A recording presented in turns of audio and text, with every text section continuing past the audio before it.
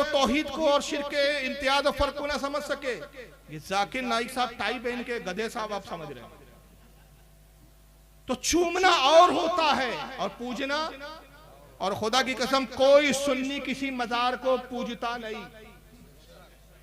हम मजारों का अदब करते हैं, एहतराम करते हैं, और यह एहतराम इसलिए करते हैं कि रसूलुल्लाह ने हमें एहतराम करने का हुक्म दिया है।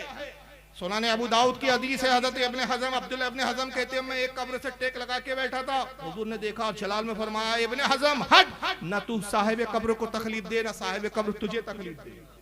अर्ज़ किया या रसूलल्लाह क्या इस तरह भी साहिब कब्र को तकलीफ होती है? फरमाया ऐसे ही तकलीफ होती है जैसे किसी जिंदा को तकलीफ होती है। कब्रों के अदब का हुक्म दिया गया। हज़रत अबू हुरैरा कहते हैं कि मेरे नजदीक ये आसान है कि मैं तलवार पर चलकर गुजर जाऊं, ये आसान है कि मैं आग के शोलों पर नंगे पैर गुजर जाऊं, मगर उससे कई गुना ये मेरे नजदीक ज्यादा शदीद है कि मैं किसी मोमिन की कब्र पर पैर रख दूं। क्यों भाई, कब्री पे पैर रखने से क्या आपको तकलीफ है? मिट्टी का तो ढेर है आखिर। नहीं, उन्होंने बता दिया 1400 साल पहले अकीदा। अब हज़रत अबू अय्यूब अंसारी ने वाज़े लफ्जों में कहा कि वलम आतिल हजर, मैं पत्थर के ढेर के पास नहीं आया हूँ। उनकी निगाह देख रही थी आने वाले जमाने में एक ऐसा बदबख्त आएगा जो तक़वतुल ईमान नाम की किताब लिखकर हुजूर की कब्र को मिट्टी का ढेर कहेगा मरकर मिट्टी में मिल गए माँ। तो अंदाजा लगाइए जाकिर नाइक को आप स्कॉलर समझते हैं, और हालत यह है कि उसके बाद फिर दूसरी चाहलत की उन्होंने कहा मैं जानता हूं कि कल्चर जब आपस में मिक्सअप हो जाता है। देखिए जुमले यही थे ना कि बार बार दिखाऊंगे, याद रखिए जुमलों को जब मैं वीडियो दिखाऊं। कहा कि हमारा जो कल्चर है मिक्स हो जाता है। हमारे बाप दादा पहले कहीं ना कहीं तो हिंदू थे, माफ करना हमारे बाप दादा हिंदू थे।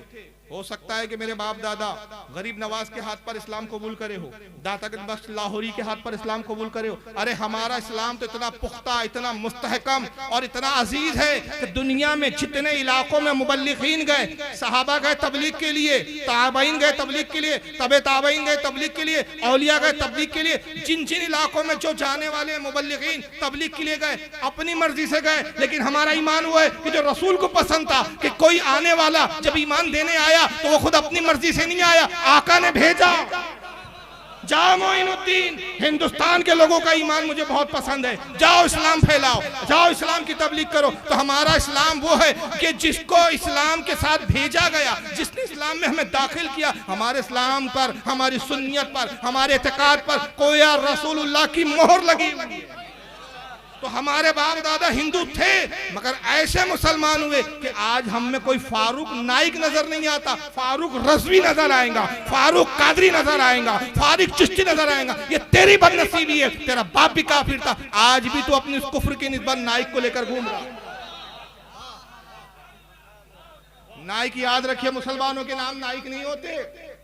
रहा होगा तो किसी नाइक कबीले से, मगर अब तो तू अगर बाज़ाहिर कलमा पढ़ रहा है ना, नाइक तो हटा, कादरी लगाने में शर्म आती है, चिश्ती लगाने में शर्म आती है, सरवर्दी लगाने में शर्म आती है। तो जिनको अपनी निस्बत बुजुर्गों से जोड़ना बिदअत नजर आती है, अपने बाप जो कुफ्र पे मरे उनकी निस्बत नाइक लगाना पसंद आता है।